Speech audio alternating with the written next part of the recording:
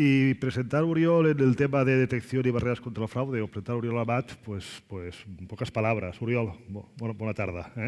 Ara et veig aquí, ara et veig, molt bé. Presentar a Oriol Amat, cuando yo le pedí el currículum, me pasó 2 líneas, cuando podía ser un currículum de 2 páginas.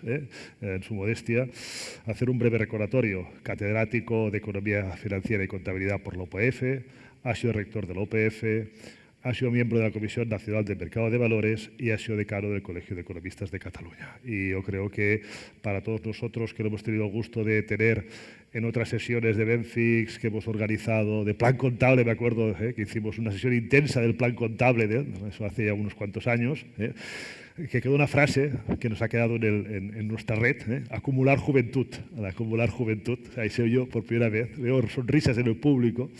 ¿De acuerdo? Entonces, comentar y presentar a Oriol es muy sencillo. Y nos habla de un tema que es el fraude, ¿no? Y el fraude, pues, ahora tenemos, bueno, entre comillas, yo miraba el otro día la televisión y cada día están hablando del fraude. ¿De quién? Del Donald Trump, ¿no? Donald Trump está juzgado por fraude, por sobrevalorar sus activos, por dar una información engañosa, para conseguir financiación, ¿no? Y tenemos en la prensa, en los telediarios, pues esta situación, ¿no? El tema del fraude. Y pensé, perfecto, lo pondré como introducción y nos da pie a Oriol para que nos explique un poquito cómo se puede detectar un fraude, qué barreras hay contra el fraude y qué podemos hacer ante ello. Oriol, te cedo la palabra. Muchas gracias. Pues, buenas tardes. Para mí es un placer poder estar de nuevo con los amigos y amigas de BFIX en una jornada tan importante y decir también que es un honor. Nos conocemos de hace muchos años con Antoni, pero también con Valentí Pi, con Ramón Madrid y tantas personas clave de BFIX y por tanto es un placer y un honor. Bien, como ahora comentaba Antoni, el tema del que voy a hablar es del fraude, esencialmente el fraude relacionado con la información financiera, y lo que haré es, sobre todo, el objetivo concreto será ver hasta qué punto se puede prevenir este fraude, se puede anticipar, se puede detectar antes de que sea demasiado tarde. Este es el objetivo de la sesión. Haré una intervención aproximadamente de unos 35 minutos y utilizaré una presentación en PowerPoint que está a la disposición de todos los participantes. Entonces, vamos a ver. El programa tendrá 7 puntos y iremos viendo cada uno de ellos, pero de hecho los puntos clave que me gustaría que quedasen pues, lo más claro posible son el punto 5 y el punto 6. Señales de alerta antes de que se produzca un fraude, porque hay compañías que tienen más probabilidad por sus características de que tengan un fraude.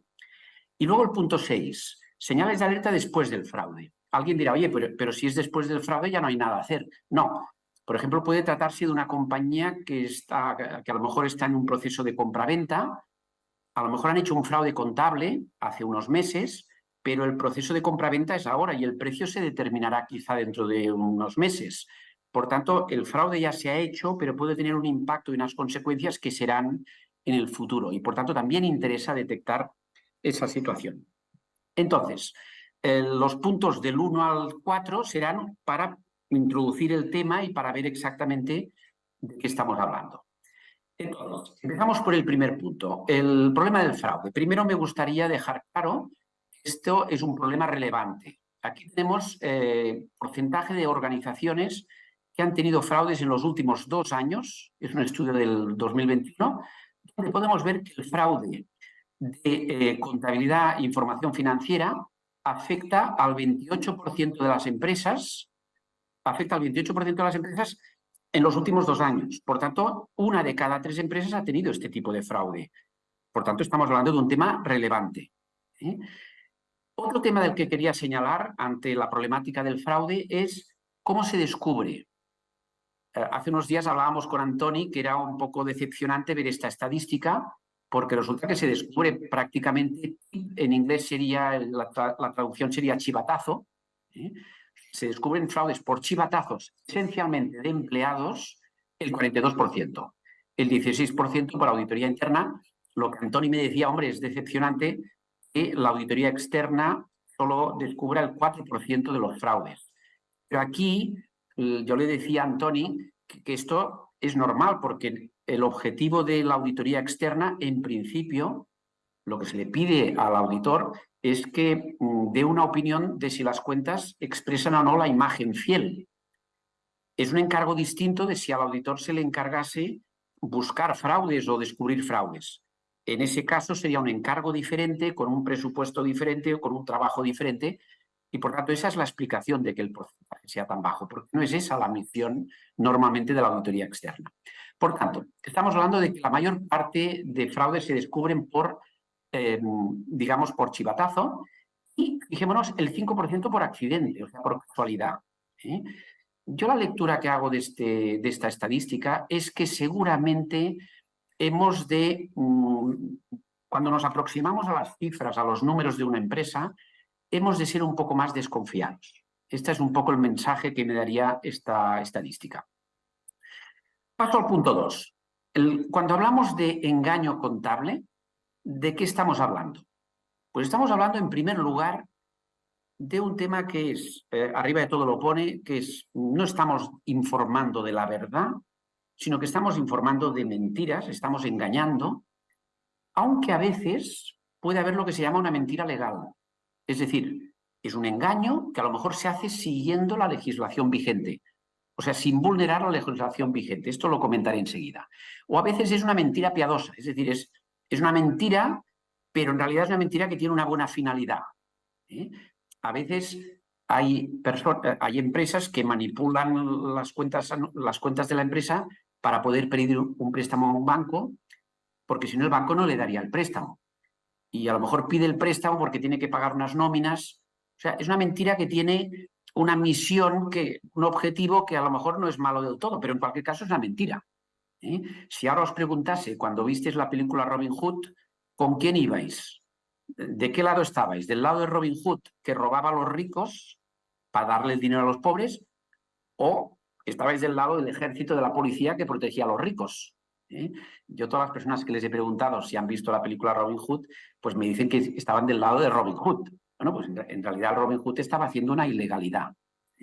Bueno, entonces, decía, hay 4 tipos de fraudes, que pueden ser legales o ilegales, y puede ser un fraude de tipo contable o una manipulación de la realidad.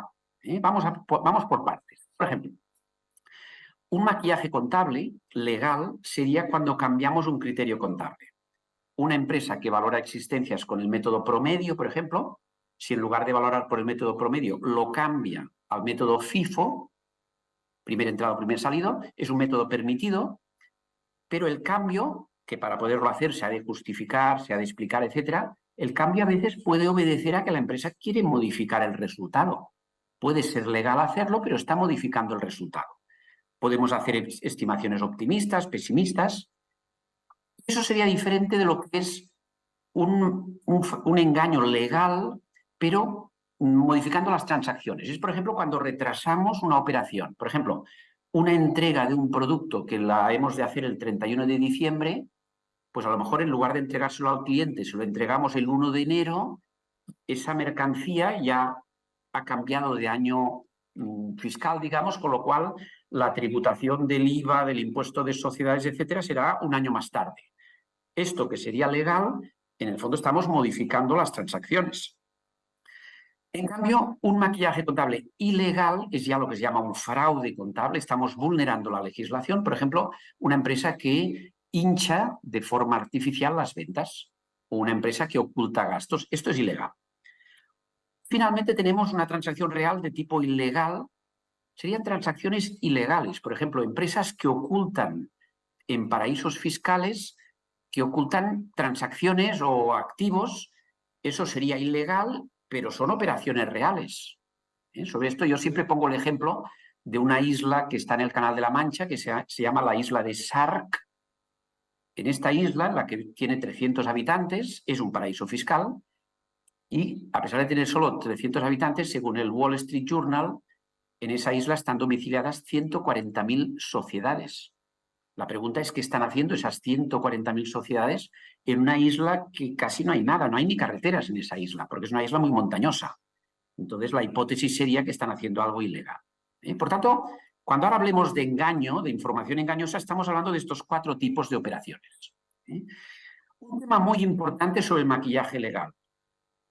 Ahora, precisamente estos días y ahora en estos momentos estoy en Venecia y por esto lamento no poder estar presencialmente en la jornada, pero hablo de Venecia porque precisamente hace 25 años en el Congreso Europeo de Contabilidad fui a una conferencia que se llamaba Contabilidad Creativa, Creative Accounting, y yo pensé, pero ¿cómo puede ser la contabilidad creativa si la contabilidad es 2 más 2, 4? Y eso es lo que pensaba hace 25 años. Lo que ocurre es que en contabilidad 2 más 2 no siempre son 4, inclusive siguiendo la legislación. En este ejemplo que os estoy poniendo ahora es un estudio que hicimos en el 2017, cuando se aprobaba un tiempo después de que se aprobó el nuevo plan contable y queríamos contrastar el plan general de contabilidad, lo queríamos contrastar con las normas internacionales de información financiera. Entonces, esto está basado en una empresa de nuestro país que tenía un beneficio de 100, pero que usando los criterios del plan general de contabilidad más conservadores, por ejemplo, la I+D, la investigación y desarrollo, que puede ser un gasto o un activo si cumple determinadas condiciones. La I+D la consideramos un gasto, eso sería un criterio más conservador, que haría bajar el resultado. Pero si la I+D la consideramos un activo, eso eleva el beneficio. Pues bien, en el Plan General de Contabilidad vigente hay muchas operaciones en las que existen opciones. Yo ponía el ejemplo de la I+D, pero hay más de un centenar de temas en los que se puede escoger. Antes hablaba del FIFO o el promedio, es otro tema en el que podemos escoger. Seguro que recordaréis haber hecho, los que habéis estudiado contabilidad, tengo entendido que los asistentes presenciales, todos sois auditores, auditoras, y también que hay personas asistentes también en remoto, que quizá no son del mundo contable de auditoría, pero los que habéis estudiado contabilidad seguro que habéis hecho un ejercicio de valoración de existencias, donde una empresa que tiene diferentes movimientos de existencia, según aplica el método FIFO o el promedio, salen resultados diferentes de la empresa. Pues bien, este ejercicio que hicimos con una empresa real, era una empresa que declaraba 100, pero apurando los criterios más conservadores del plan contable podía decir que perdía 23 o con los criterios menos conservadores que ganaba 166 y todo entraría dentro del margen legal. Esta misma empresa, si aplicaba las normas internacionales de información financiera, que tienen aún muchas más alternativas, la variabilidad del resultado es mucho mayor. Por esto os decía que en contabilidad 2 más 2, pues depende de los criterios que se utilicen. ¿Sí? Entonces, cuando una empresa modifica criterios contables para modificar el resultado, en mi opinión, estaríamos ante un engaño legal, pero engaño. ¿Sí? Bueno, entonces sobre esto sí que quería, para acabar este segundo punto, sí que quería referirme a que yo lo que he visto a lo largo de los años es que la economía tiene unos ciclos, hay unas fases alcistas, unas fases bajistas, la economía va subiendo y bajando, esto es el PIB, el Producto Interior Bruto. Entonces, lo que sí he observado es que normalmente cuando la economía arranca con fuerza hacia arriba, las empresas mejoran sus resultados y tienden a hacer criterios contables más prudentes. Por ejemplo, amortizan más, provisionan más, etc. La I+D la ponen como gasto, etc. A medida que el ciclo se empieza a estancar, pues ya no son tan prudentes y cuando la economía empieza a bajar, las ventas bajan, los beneficios bajan, sí que he visto que hay más probabilidad de que haya engaño y fraude contable. Esto es lo que me ha parecido, pues por experiencia, lo que he visto y quizá después en el debate, pues coloquio, pues igual podemos hablar más de este punto, ¿no? Con esto paso al tercer punto. El tercer punto es cuáles son las consecuencias de lo que estamos diciendo. Bueno, aquí os pongo los datos de un caso, un escándalo muy conocido del año 2020, poco después del COVID, la empresa Wirecard alemana, la empresa estrella del mundo fintech, era una empresa que si miramos los beneficios, subiendo año tras año de forma muy importante, pero luego la cotización más o menos estaba estancada, de repente se descubrió un gran escándalo contable. El Financial Times ya lo había denunciado desde un año antes, pero nadie le hacía caso. Y finalmente, en junio de 2020, la empresa admite que que en el balance había 1.900 millones de euros que eran irreales, que no existían. La empresa tenía una filial en el sudeste asiático y falsificó un certificado bancario que decía que allí había una cuenta con 1.900 millones de euros, que era falso. Cuando esto se reconoció, pues la cotización, como podéis ver, se hundió. Por tanto, consecuencias del escándalo. Normalmente las empresas se hunden, muchas veces desaparecen, y para los directivos tienen consecuencias importantes. El presidente de la compañía, que lo vemos aquí, este hombre pues está en la cárcel a la espera de juicio. Bien, paso al cuarto punto. El cuarto punto es la teoría que le llamo de la puerta del fraude. La puerta, ¿cómo es que se producen los fraudes? Esta teoría se basa en una teoría que ya propuso hace unos más de 20 años Donald Creasy, el criminólogo norteamericano, que después de investigar y hacer entrevistas en profundidad a centenares de personas que estaban en la cárcel en Estados Unidos, identificó 3 grandes temas que explican que se produzca el fraude. Uno es la motivación para hacer el fraude. El fraude financiero normalmente suele ser para ganar dinero, para recibir un bonus, para hacer subir la cotización.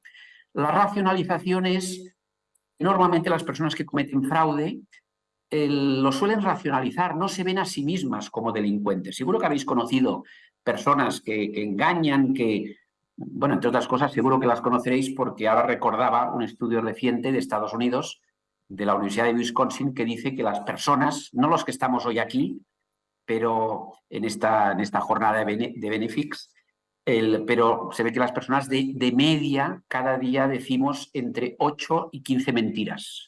Pero bueno, seguro que los que estamos hoy aquí no somos de estos y hacemos 0 mentiras, pero las personas que hacen fraudes, engañan, etcétera, lo racionalizan.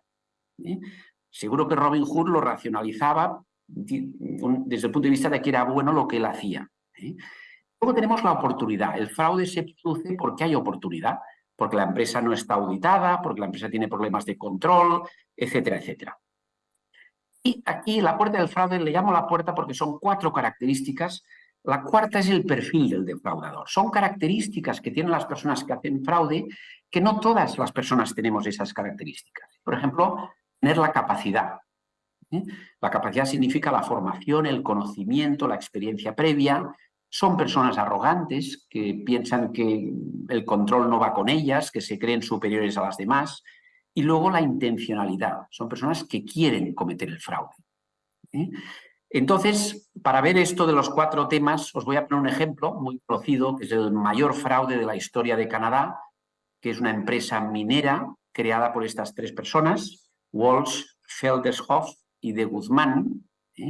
Walsh y Feldershoff son 2 personas del mundo de las finanzas y de Guzmán era, porque ya falleció, era un geólogo. Esto está explicado en lo que ahora os explicaré en la película Gold, que es una película canadiense, que explica un poco todo el tema, que ahora lamentablemente os haré spoiler y lo resumiré, pero es una película que ya tiene, si no recuerdo mal, 7 o 8 años. Bien, entonces, vamos a ver las características de estas personas. Primero, todas las 3 personas tenían un pasado con muchos litigios, quiebras, demandas por morosidad. De Guzmán era una persona que tenía 5 mujeres en 5 países diferentes, con 9 hijos en total. Estaba casado legalmente, bueno, en realidad era una ilegalidad, porque eran países que no permiten la poligamia, pero de Guzmán tenía 5 mujeres con 9 hijos. Por tanto, unas personas con este pasado eran una empresa que operaba con bonos muy agresivos basados en la cotización de las acciones, tenían stock options, había oportunidad, porque el Consejo y el Comité de Auditoría estaba dominado por estas 3 personas. Y entonces era una empresa que no tenía ventas, pero un buen día comunicó que había comprado unos terrenos en Indonesia y que había descubierto la mayor mina de oro del mundo. Entonces las acciones de la empresa que cotizaban a $1 pasaron a 283.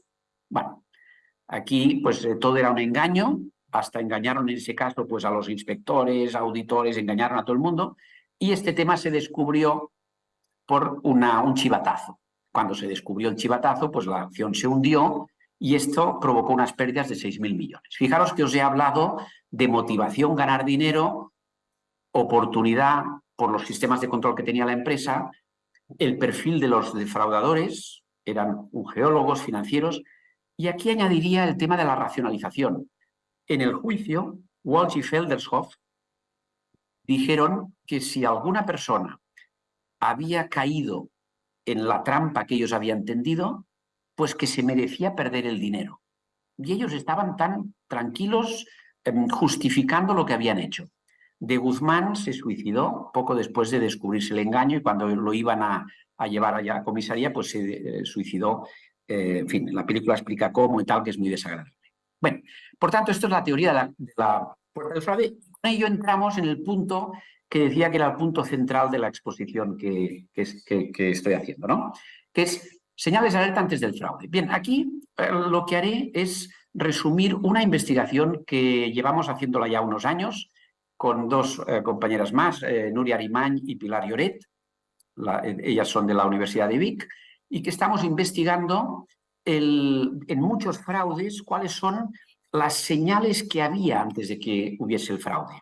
Ya hemos publicado dos artículos sobre este tema. En total hemos identificado 105 señales del fraude. No comentaré a las 105, más que nada para no provocar más somnolencia de la necesaria, pero sí que resaltaré algunas de las principales. En cada pantalla que pondré he puesto en rojo las que voy a resaltar. Fijaros, estamos hablando de señales de alerta antes del fraude.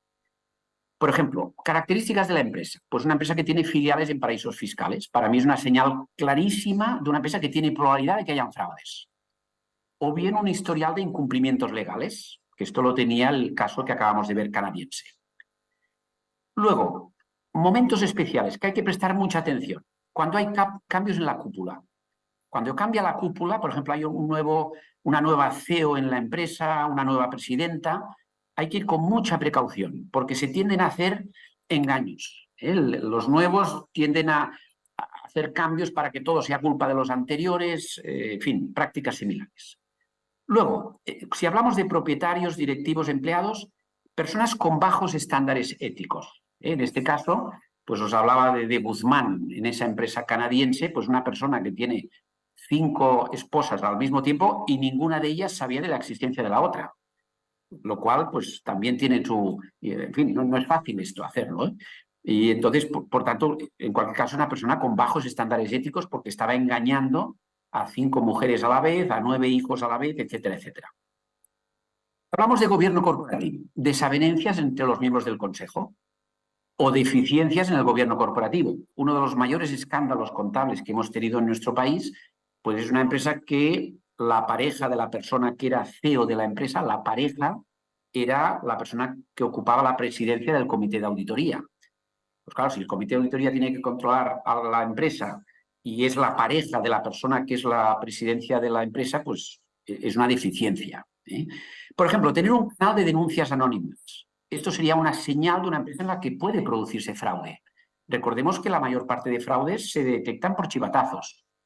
Si hablamos de auditoría, cambios de auditores antes de que venza el contrato. O auditores que cuestionan el principio de empresa en funcionamiento, lo cual es una empresa que está más presionada para manipular la contabilidad. Si hablamos de prácticas contables, empresas que tienen filiales que superan el 50% de las acciones, digamos, y que no consolidan. O bien sistemas muy agresivos de bonos. Por ejemplo, uno de los mayores fraudes que ha habido en Estados Unidos se produjo en una empresa automovilística donde el presidente tenía, estoy hablando de Lee Iacocca, el presidente que ya falleció también, pues era un presidente que tenía un sueldo anual de $1 bruto al año.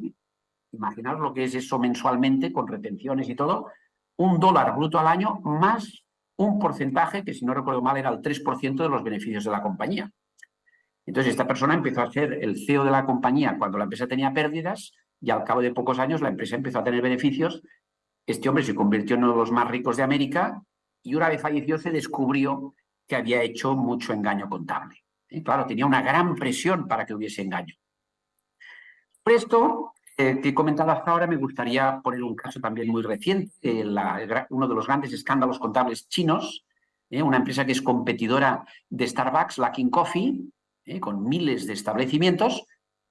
Aquí vemos la noticia del 2018, valorada en $1.000 millones, y poco después de 2020, de abril de 2020, se descubrió pues, que era un escándalo porque la empresa había hinchado las ventas, como comentaré después.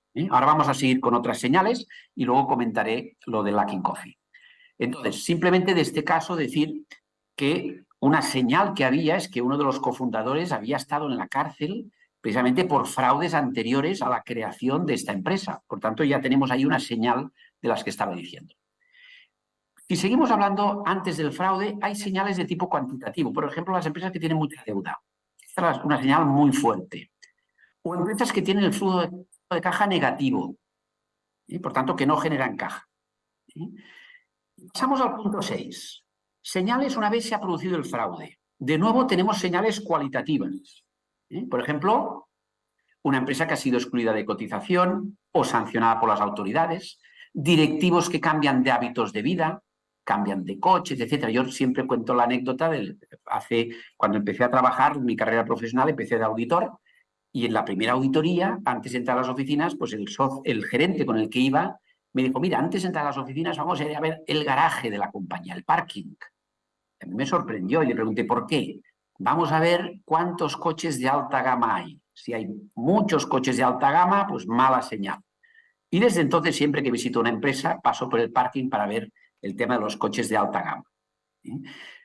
Si hablamos de prácticas contables, pues cambios en los criterios contables, ajustes por errores, noticias en los medios que hablan de irregularidades, conflictos. Si hablamos de políticas contables, pues empresas que tienen prácticas contables de amortizaciones, provisiones muy diferentes a las del sector, balances en el que hay cambios inusuales, ratios de rotación diferentes. De nuevo, la deuda elevada. Esta para mí es la señal más clara. Una empresa que tiene mucha deuda son las empresas más propensas a manipular las cuentas. La cuenta de resultados crece la parte de ingresos basada en estimaciones. Unos honorarios de auditoría que no se parecen en nada a los de los competidores comparado con las ventas. Discrepancias entre beneficio y caja. Y os decía que completaría un poco el tema de Luckin Coffee. En Luckin Coffee aquí vimos el chivatazo sobre que en Luckin Coffee pasaba algo, y aquí es un tuit en el que una empresa especializada en hacer ventas en corto son aquellas empresas que hacen una práctica que para mí debería estar prohibida, pero bueno, que está permitida. Es una práctica que consiste en hoy vender acciones de una empresa con fecha de dentro de un mes o dos, pero venderlas al precio de hoy. Por ejemplo, una empresa cotiza hoy a 10 euros, pues hago una venta que se ejecutará dentro de un mes a 10 euros. Entonces, las empresas que hacen esto es porque piensan que de aquí a un mes el precio va a bajar y como dentro de un mes van a vender a 10, o sea, van a cobrar 10, ellos esperan comprar esas mismas acciones dentro de un mes mucho más bajo. Esperan cobrar, por ejemplo, pues a 1 euro, comprarlas a 1 euro dentro de un mes y venderlas ese día a 10. Esto es lo que se llama una venta en corto. Entonces, esto es una empresa especializada en hacer ventas en corto y dice que han recibido un informe de 89 páginas diciendo que las cuentas de Luckin Coffee es un fraude y que las ventas se han hinchado un 69%. Bien, comento este ejemplo porque voy a explicar cómo se descubrió en este caso. En este caso, lo que hizo alguien, no se sabe quién, es grabar tiendas en horario que la tienda está abierta de Luckin Coffee. Grabaron casi 15.000 horas de grabación para ver los clientes que entraban, salían, que compraban, y así calcularon las ventas diarias de cada tienda. Mientras la compañía decía que cada día vendían 495 productos, en la práctica ellos lo que dijeron es que la empresa realmente vendía la mitad. Y eso lo sacaron de, como os digo, 15.000 horas de grabación analizando cada cliente, cuántos productos compraba, etc. Alguien dirá, oye, pero ¿quién tiene interés en hacer esto? Pues quien tiene interés es una empresa que hace ventas en corto.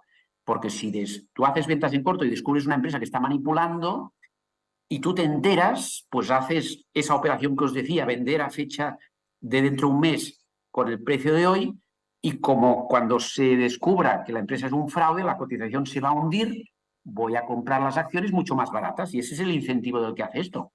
Entonces, como veis en esta pantalla, la empresa decía que tenía unos beneficios por tienda de 186, cuando en realidad ellos calcularon que tenía que ser una pérdida de 397. Esto está en la moneda china y ellos calculaban el número de ítems que vendían cada día, el precio de venta, ellos miraban exactamente qué productos estaban comprando. Por tanto, mientras la empresa decía que por cada tienda ganaba 186, ellos demostraron que perdía 397. Bueno, en este caso se demostró que esto era cierto, la cotización se hundió hasta abajo de todo, alguien acabó en la cárcel, etcétera, etcétera. Bien, vamos a ir acabando ya. Entonces, de señales de alerta yo os decía, pues el que hay lo que es la discrepancia entre el beneficio y la caja.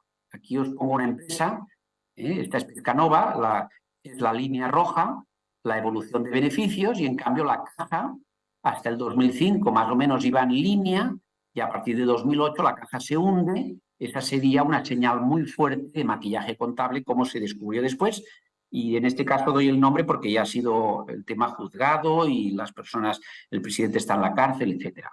Por tanto, la señal es la discrepancia entre el beneficio y la caja. Aquí os pongo un ejemplo, este es muy conocido, del mayor fraude contable chileno. Este fraude lo descubrió un abogado que no tenía nociones de contabilidad. Mirando este gráfico, porque las empresas chilenas cotizadas han de poner sus cuentas anuales en un periódico de ámbito nacional, pues un abogado que vio este gráfico le extrañó mucho que en el año 2009 las ventas de mercaderías, es lo que veis en rojo, 6,1, estos son miles de millones de pesos, las ventas de mercaderías de estos grandes almacenes pues eran menores a lo que cobraban de intereses de las tarjetas de crédito.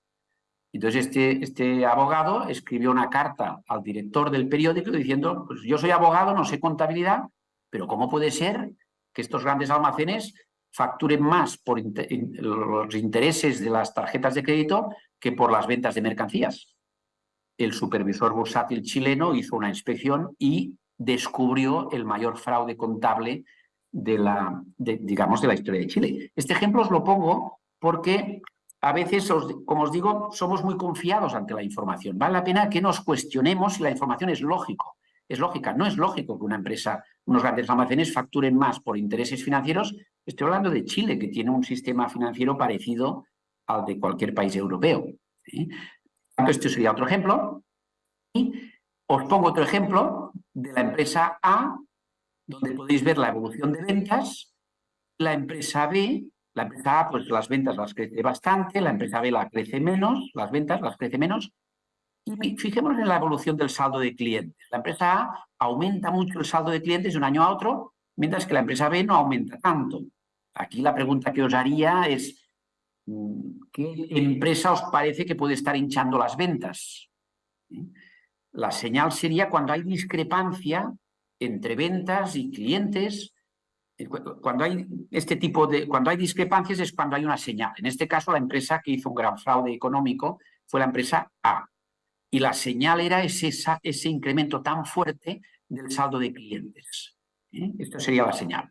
Bien, como última prueba, y antes de pasar a las conclusiones, quería comentar un tema que es un tema para saber que esto es lo último que se está haciendo en temas de análisis e investigación de fraude, que es una técnica que parte de un análisis que hizo hace unos 20 años Benish, un profesor norteamericano, con una fórmula que llama la fórmula M. Y os pongo esta pantalla para que veáis que dentro del análisis que hace una empresa que hace análisis de empresas cotizadas, que se llama Morningstar, aquí vemos todas las técnicas de análisis que utiliza. Y una de las que utiliza es la fórmula de Benish. Como esta fórmula está hecha con empresas norteamericanas, os voy a poner una fórmula que hemos hecho aquí en la universidad con empresas de nuestro país. Entonces, es un estudio que lo hemos hecho basado en el método de Benish, lo hemos hecho con 63 empresas. Nosotros sabíamos que 35 con toda seguridad eran manipuladoras, 28 con toda seguridad no lo eran. Estos son estudios que se hacen con muy pocas empresas porque no es fácil saber que una empresa seguro que es manipuladora y otra que seguro que no lo es. Yo si ahora os pregunto, a todos los que estáis en la sala, ¿hoy habéis dicho alguna mentira?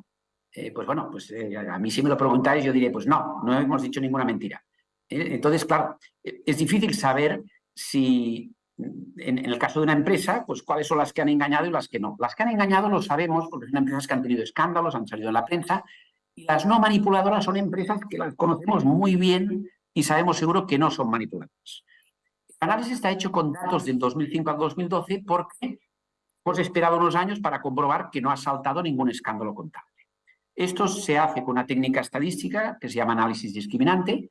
Probamos 15 ratios, salieron 4 ratios como muy potentes, que es la evolución de las ventas de un año en relación al año anterior.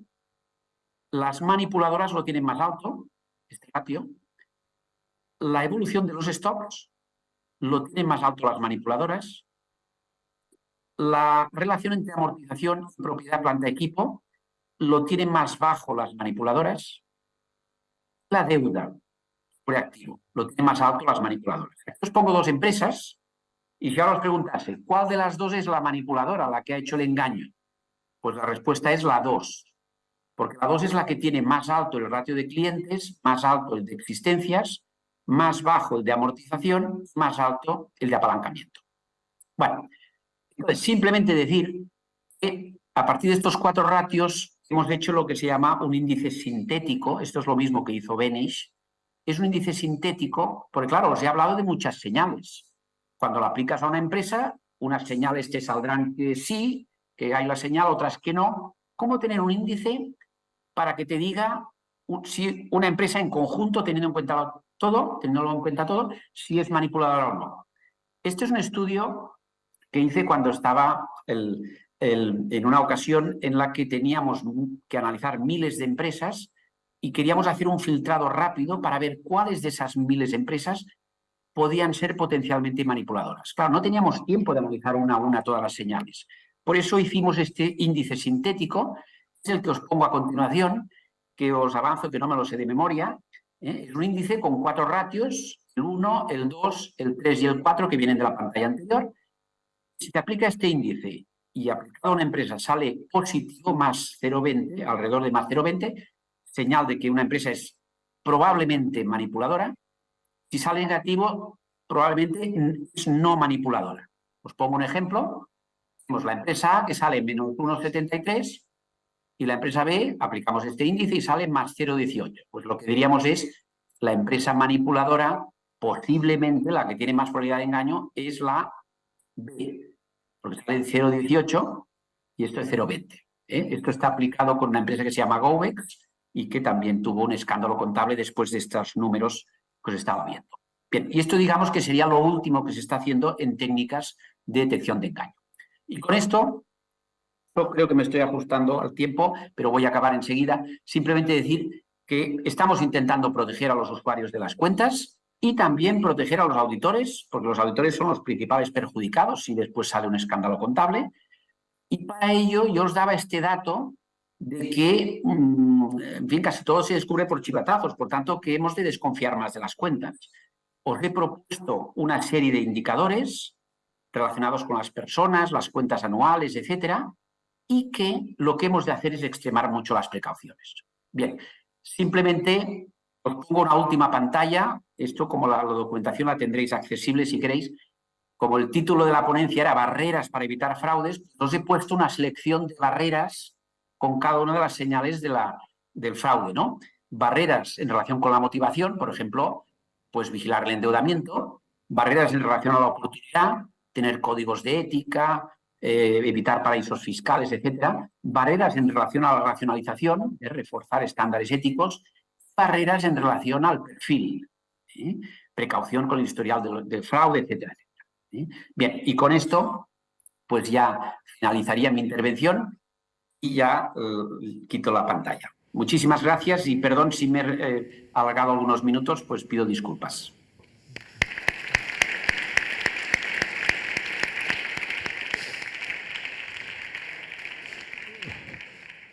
Bueno, yo decir que te has ajustado al tiempo perfecto. Hemos recuperado, nos hemos puesto en el tiempo de las 5, que era el objetivo inicial para acabar esta sesión.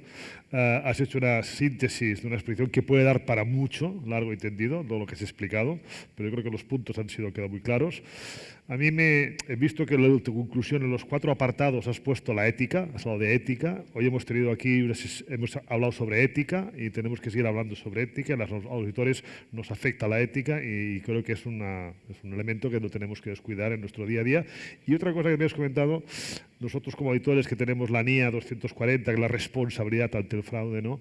El concepto del escepticismo profesional, ¿no? Debemos tener ese concepto de escepticismo en la ejecución del trabajo, por mucho que un cliente haga muchos años que lo conocemos, por mucho que tengamos esa confianza, se pueden dar hechos, circunstancias o motivos que tenemos que estar siempre alertas, ¿no? En ese punto de desconfianza para hacer un trabajo e intentar, bueno, evitar estos fraudes en la medida de lo posible, aunque he visto que al 4% poquito es, ¿no? Pero también es verdad que los auditores tienen unas limitaciones y lo que es difícil entender, explicar cuando alguien no está puesto en nuestro mundo, en la auditoría, y allá hablas con gente que no son, es explicarles hasta dónde podemos llegar, ¿no? Piensan que los auditores podemos llegar a todo y eso no es así. Nosotros aportamos un grado de fidelidad, aportamos una seguridad, pero no podemos una absoluta, ¿no?